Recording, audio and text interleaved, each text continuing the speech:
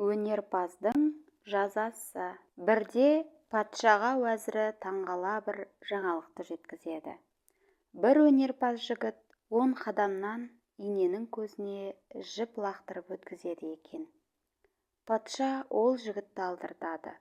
Лақтырғанын өз көзімен көреді. Сонан соң жігіттен: осы өнерді үйренуге қанша жылың кетті деп сұрайды. 20 жылым кетті деп масаттана жымиыпты жігіт. Сонда патша: мынаған 20 алтын беріңдер, сонан соң 20 дүре соғыңдар, дейді нөкерлеріне. Патшадан тек қана қошемет дәметіп тұрған жігіт жазығым не деп шоши үрейлене сұрайды. Сонда патша: жаратқанның өлшеп берген өмірінің бақандай 20 жылын пайдасыз іске жұмсағаның үшін деп жауап береді ашулы патша.